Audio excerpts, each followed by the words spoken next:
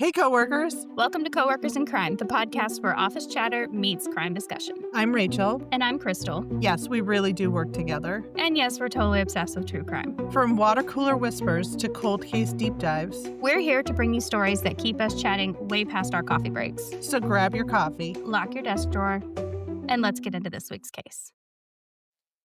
Well, Rachel, it's been a while since we've done a Watercooler Whispers. I think it's high time. But there has been very little movement in some of the cases we've been following. Like, we still haven't had any sentencing in Banfield or Corey Richin, so we're still waiting on that. Won't be until May before we get those. And then no movement with Guthrie. It's been really quiet on that front, sadly. Yeah, that is very sad. That one still bothers me. I'm a avid Today Show watcher. I do watch it every day while I'm getting ready. To watch her come back last week on April 6th, it was hard. It was hard to watch her come back and be able to focus on the task at hand. And I don't know how she did it. I don't know that I'd be able to do it. And I don't know. I almost wonder if they're tailoring the stories that they're covering for right now to make it, I don't want to say easier, but yeah, but so it's not as emotionally taxing on her. So yeah, it'll be interesting to see how it pans out going forward and how she maintains. And they haven't talked about it at all since before April 6th. So yeah, seeing her, she looks great. I mean, you can tell she's really she's trying. it looks like she's lost a lot of weight, which I yeah. would imagine would happen. I think that was my first reaction. I was like, gosh, she's lost a lot of weight. And I'm like, and she was a tiny woman to begin with. So, and yeah, so that one was a little rough. I think that one, most people, I feel like we all feel like we're involved because she's on the Today Show, because we see her in our living rooms every single day. It's like she's a part of the family. And so I think that might be why that one hits home a little bit more. Yeah, it's a super sad case, and to not have any movement or real resolution or any kind of even feels like there's no scratch at any surface, but that could be they could just be keeping it really close to the vest. But it just seems like right now we're still where we were the last time we did an update on this. So Yeah. well, I have two for you. One I know you haven't heard of because I was coming back. I just spent last week with a bunch of my girlfriends in Pensacola, and in my Uber ride on the way back, shout out to Cece, she was like, "Oh, you have to cover," because she was telling me about some things she does, and then I said, "Oh yeah, I know that could be really hard getting into editing and doing all that." And I talked a little bit about this. She was like, "Oh, I need a name. You have to tell me your podcast name." So we have a new listener.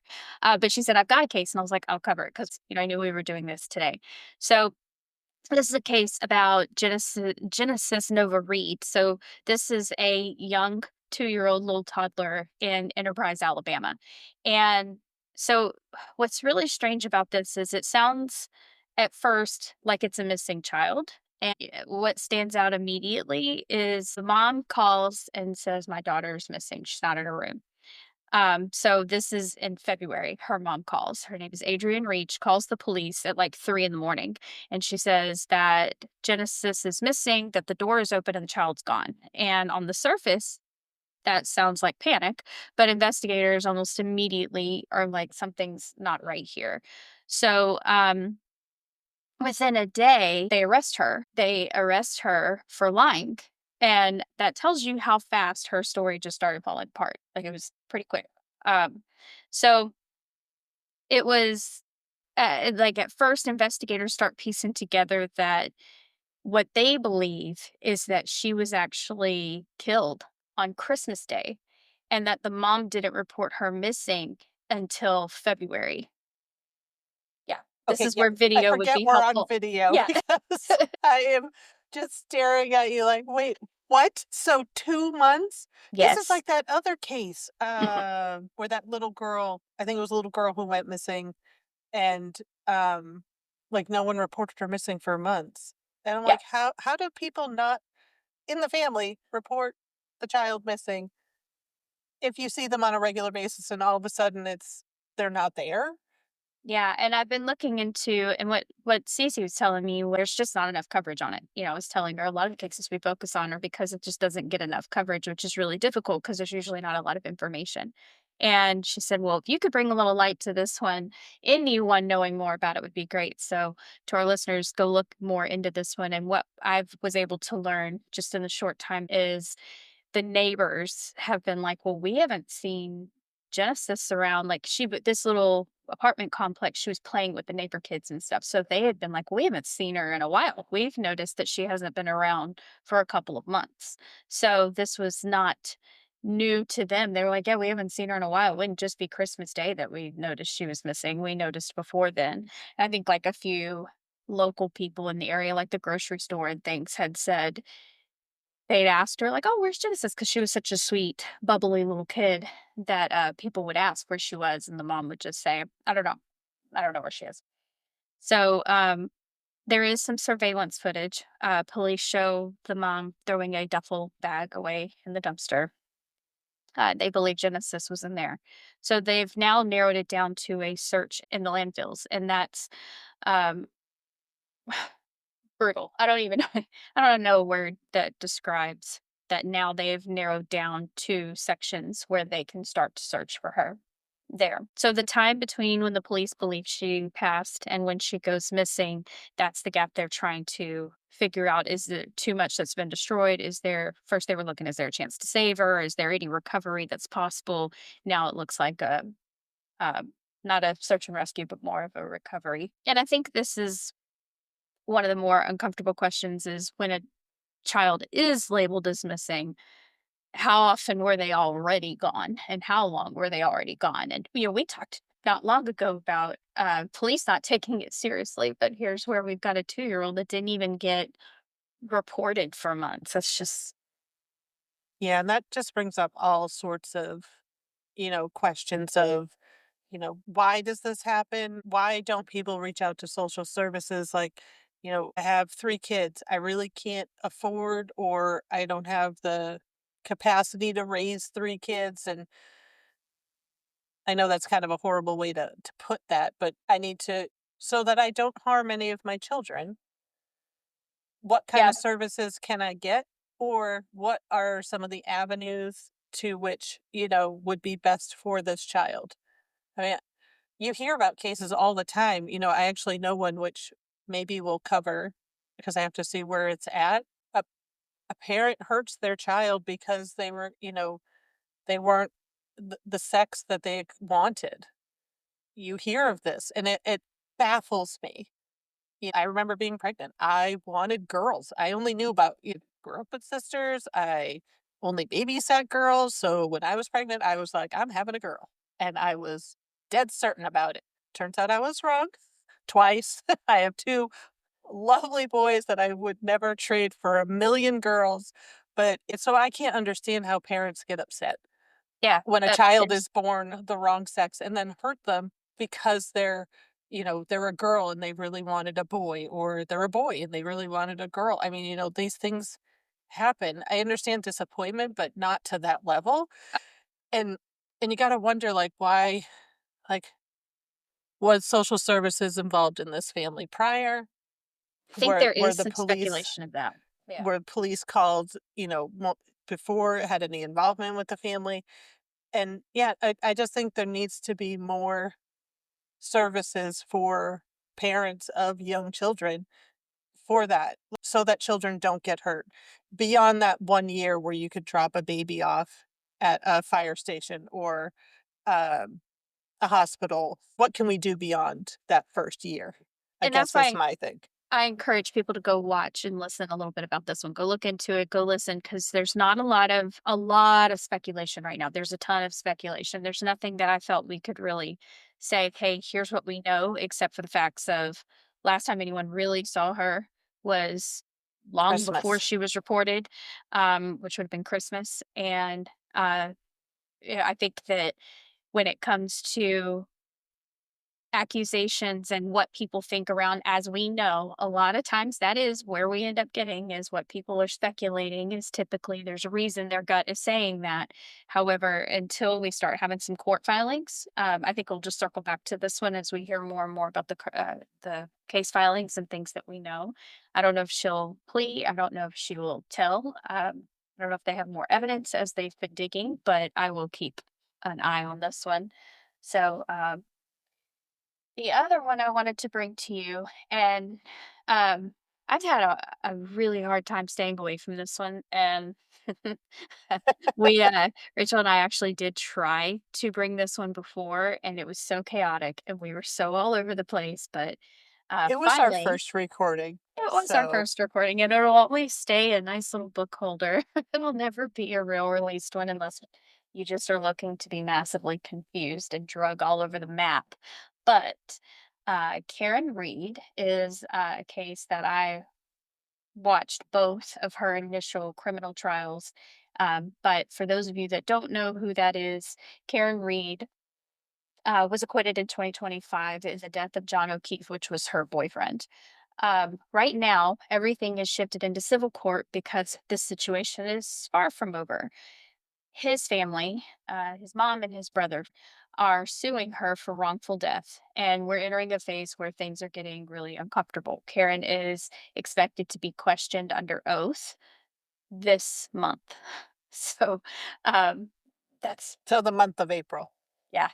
Yeah. Um, I will tell you, I don't know how Karen feels. I say a little uh chant for her almost every week. I mean, because I can't wait for the day this poor woman can just sleep in and not care about anything other than sleeping in. She has not been able to mourn the death of her boyfriend.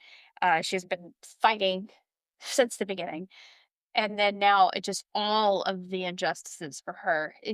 Every time you think, okay, I can wrap my head around this and explain it to somebody, you're like, oh, totally forgot this whole tunnel of it.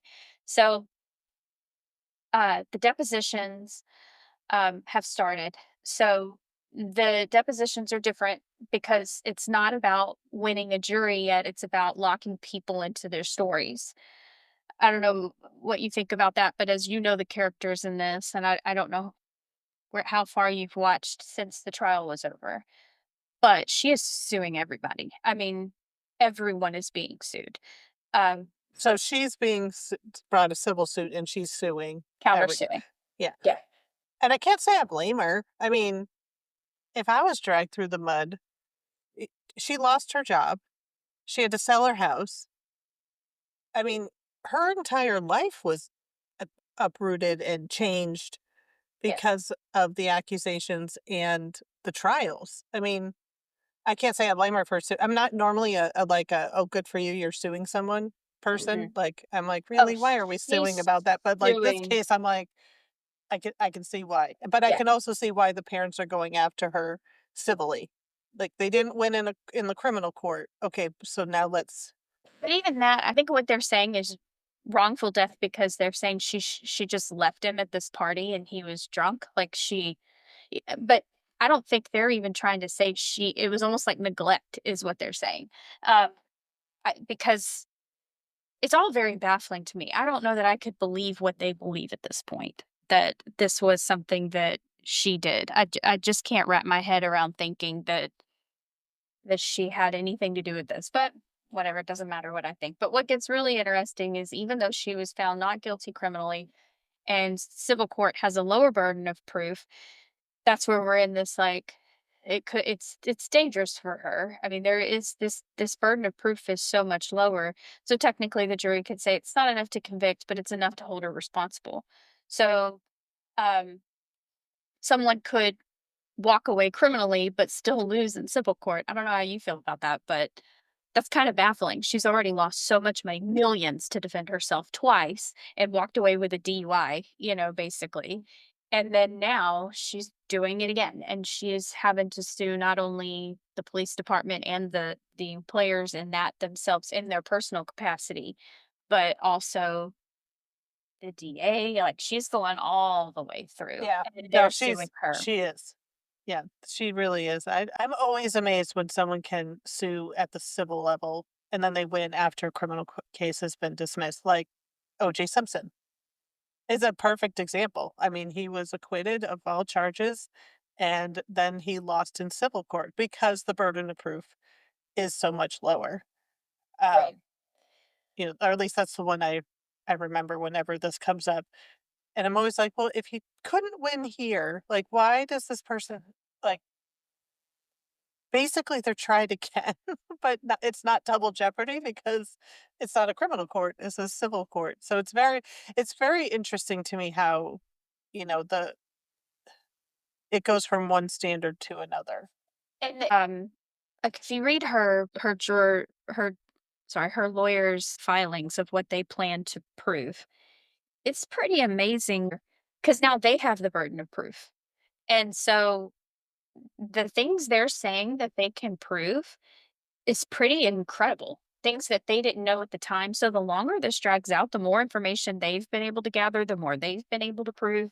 So I am very curious about this trial. I think it is going to be very, very different from the other ones we've seen because so much more is allowed and they can't keep as much out as they were able to keep out of the criminal trial. So I'm so interested in this one. I feel like the tea is going to be hotter. I feel like there's going to be way more servings of tea.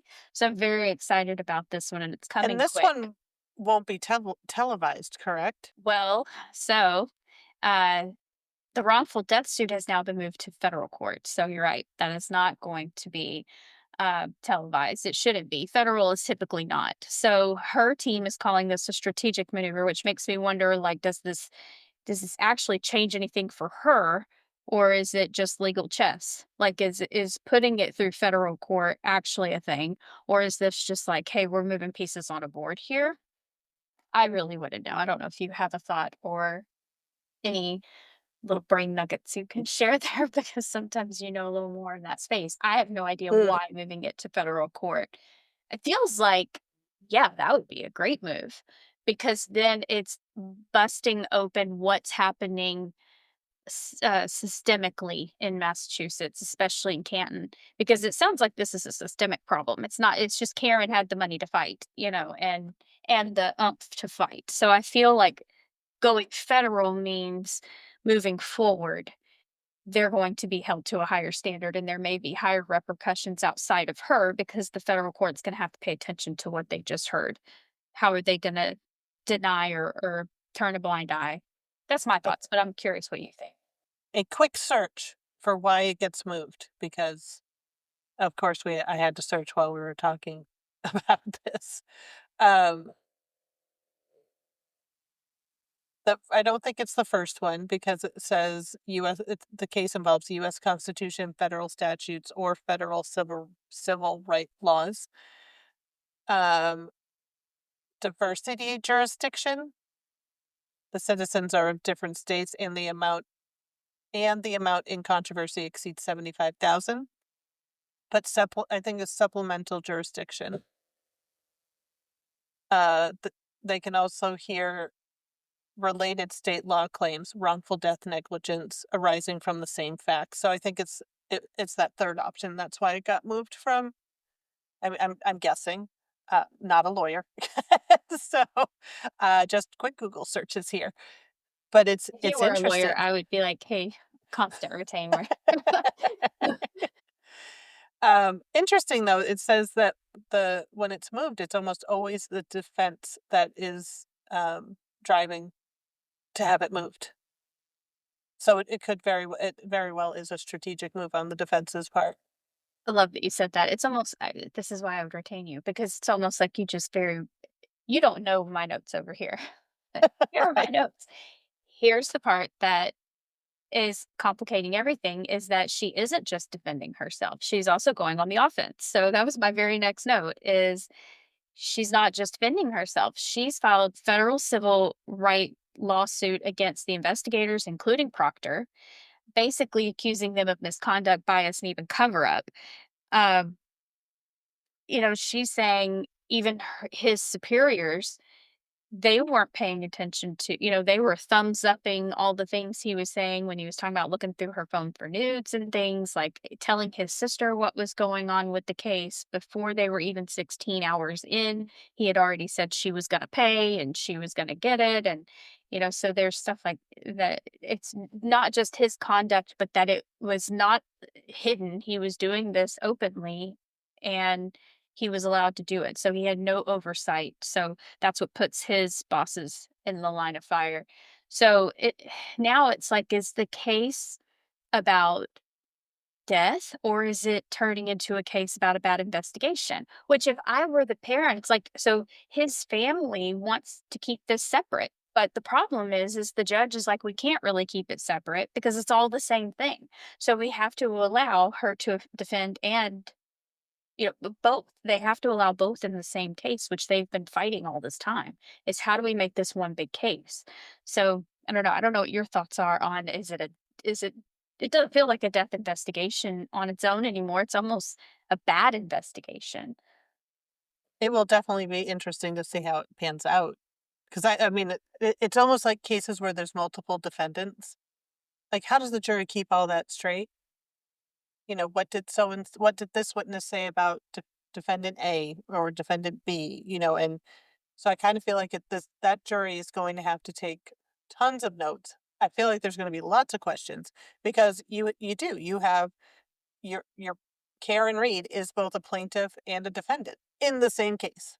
So I don't know if I was on that jury, I would have a notebook on and a second notebook because I would be all over the place.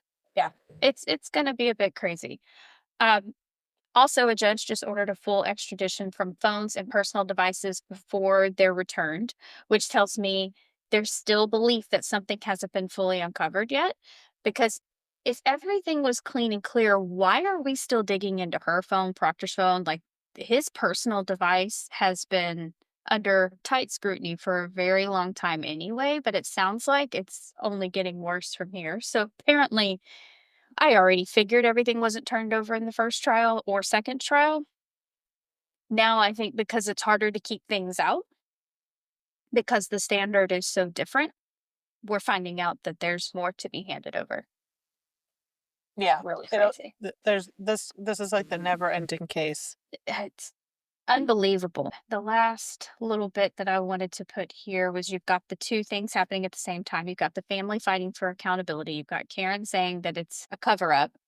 I think no matter what, this case is just not only what happened that night, but now it's who do you believe and how much do you trust the system that investigated it? And that's really where all this has gone to is it's not even which is so sad for John O'Keefe's family because for them it's like this went from if they had just done their job that night and the next morning this wouldn't be happening. And so no matter what, whether you say it's a cover up, if you believe it's a cover up or not, if they had done proper investigation, this wouldn't be a problem. If Proctor removed himself from the case, this wouldn't have been a problem because Canton is it's just full of these types of situations. This is just the one that's gotten the most exposure. So anyway, I know this one kind of leads into the case you brought today, so I wanted to be sure that was the last one I talked about. But we'll be following. I'll let you know what I hear about Karen. I'm going to keep watching it. I'm sure I'm going to have to be reading things about people who were in person because I know a lot of the lawyers I follow are talking about going in or having someone in. If it's federal and it's not public, there's going to be some ways of finding out what's going on behind closed doors there. So I'll let you know. Can't wait. This is an interesting one to watch it pan out, that's for sure. So another case, we're going to stay in Massachusetts, is Sandra Birchmore. And I don't know, have you heard any of these updates? Because I know you follow this case too. No, because I was on vacation. So I missed it. I was very Okay. present for my vacation. I loved being with my girls. So I did not see what happened in the last week. Well, according to local news sources, so Boston 25 News, Farwell's DNA was found on the ligature used to asphyxiate Sandra Birchmore. Gosh, like that's huge. That is That's, huge. that is huge. How That long is have they been huge. sitting on that? Well, I think they, DNA testing doesn't come back in a week or an hour, like most TV shows would lead you to believe. It does take a lot of time Sure, to but to this to. happened when? Uh, What year did she pass in? this was 2021. Right. So in 5 So years, this, when did they just got this back? So the ligature was never tested until recently. I'm guessing, yes.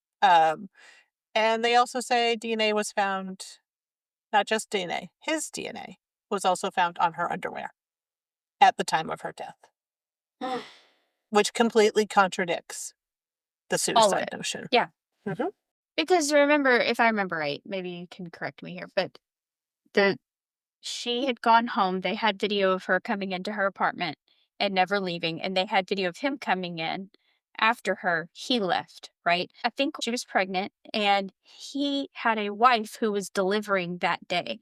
And so he handled what he thought he needed to handle while his wife was in the hospital, if I'm not mistaken. And he didn't want his wife to find out that he had gotten this young girl pregnant. Is that right? Yes, Am I misremembering? that that is it. And the interesting part of that is they've also done DNA testing on the unborn child. He is not the biological father. Again, I wish we had video. That was a Maury moment. You are not the father. Oh my Yeah. gosh. What a So tragedy. it is a horrible, horrible tragedy.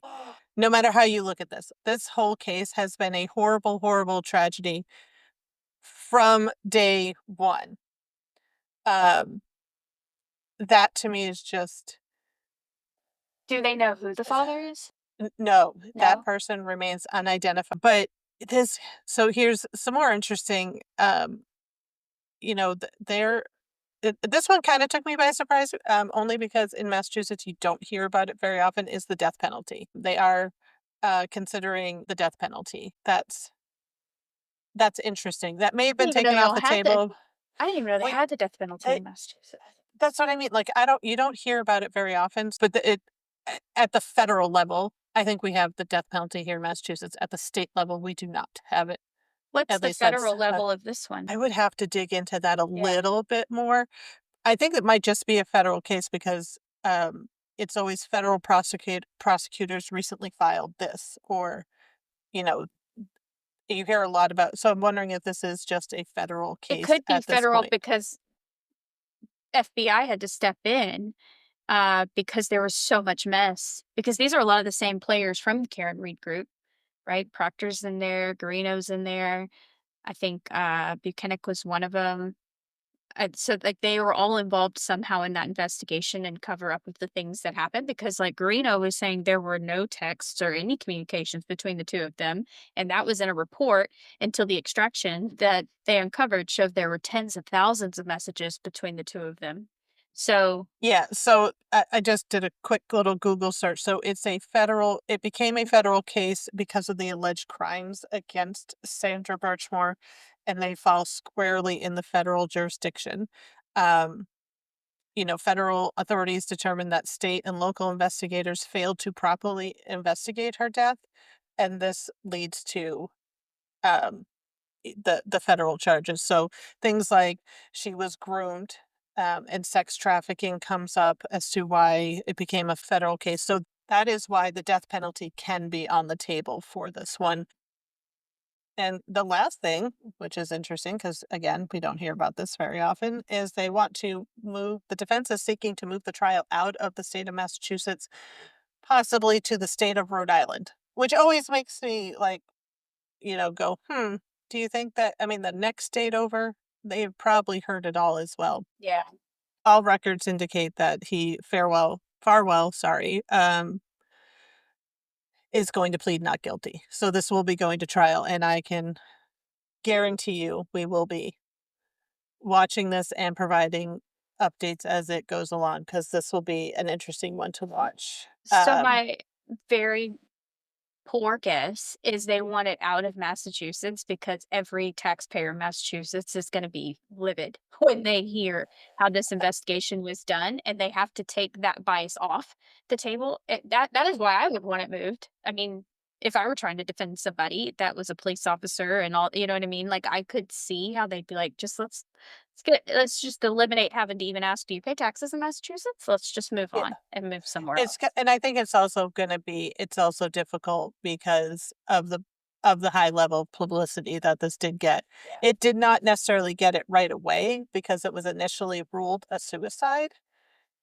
So, I mean, I wanna say it took a couple of years before it really It was Karen the Reid traction because yeah, the traction got going and this got looked into again, and people I think it would be difficult to trust that they were going to, you know, you hope that they're going to investigate it the right way, but based on these 2 cases, you're like, "Well, are they?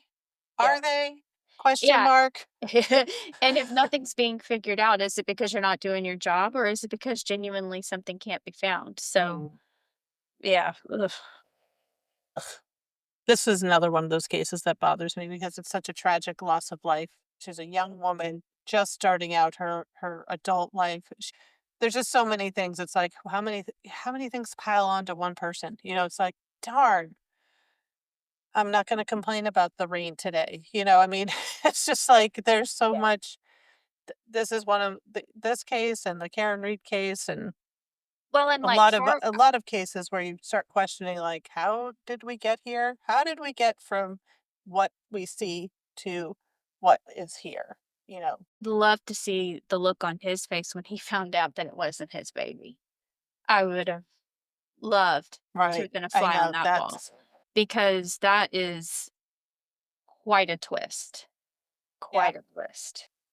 I don't know that maybe that might come out in trial as to who the So, father is, but no, who you it know, is doesn't even just that it it's doesn't not even his matter is really who unbelievable. But yeah it does who matter if it's another person of interest, but, a right person that matters, but I don't think it really matters in the fact that it's not yours. So you went through all this trouble for nothing, and that's absolutely ridiculous. Ugh, that poor kid. Poor yep. child. Poor I feel so bad for her, her family, I mean, her friends, family, everyone. It's it's heartbreaking, and it's heartbreaking for a family to have to fight for justice. Yeah, like the Hungry Tears. I mean, it was just like if the families and these volunteer groups weren't keeping it front and center and let's keep looking, nothing would happen. And that's pretty much what's happened here. Her family has Yeah, had to fight for her, and people around who were just tired of it have been arguing and fighting and being vocal. And hats off to them because I do look at who's been the most vocal in this. I mean, I've gone down Reddit threads and groups that talk about these cases over and over again, and you listen to these local reporters that just will not let go, of Sandra or Karen. I think about, I don't know if I'd be as brazen or, as bold, but they are so convinced of the information they have, which they've got to have good sources to feel as confident in what they are out there just saying and doing. Freedom of speech is a big piece of that, and journalism is a big piece of that. But there's also slander.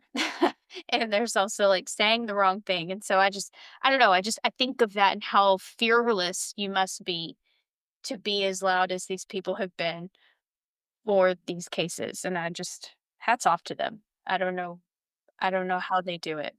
Where the bravery comes from, but good for them. quick I'm very updates, yeah. I am very surprised we're back in Mass. There's a right? Yeah, there was a Massachusetts case recently that, was a bench trial that we should talk about at some point, and there is another case that's being retried. Letitia Stotch, I can't remember if that's how you say her name, but she had already been convicted of killing her stepson, and she was awful in trial, and she is getting a retrial. And, it is a very sad situation. So, I'm gonna be following that one, and once we have some more information on it, I'll be bringing that one to you, but, um, Alright, yeah.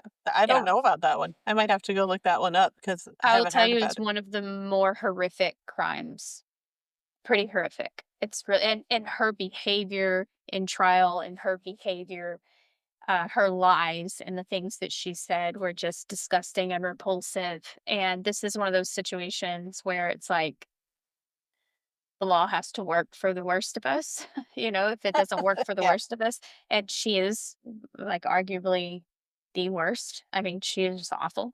And, that verbiage is directly taken from the lawyer, that I watch. Like, he's just the way he says it is very true. Like, this is something that is horrible it is to see that she's getting another trial. It's like seeing Murdoch get another trial, but it has to be that way if something goes wrong. And so I'll be bringing those in next time we talk. All right. Well, these were three definite updates, that's for sure. One I'd never heard of, the little baby girl. Right. And then with everything going on with Karen Reid and now Sandra Birchmore, this is there's a lot going on right now. Yep. Gonna be a big year for Massachusetts. We're gonna be on this one for a bit. And as I hear more about Genesis, I will keep bringing that back. So, well, until Absolutely. next time. Until next time, coworkers. That wraps up this week's episode. Thanks for listening, whether you're at your office, at your home, or somewhere in between. We're glad you're here. Don't forget to subscribe so you never miss an episode. Like what you heard, leave us a review and share it with your coworkers. Got a case you want us to cover or office drama that feels criminal? Send it to us at coworkers.crimepodcast@gmail.com or check the episode notes for all of our social handles. Until next time, coworkers. Stay curious, stay safe, and stay caffeinated.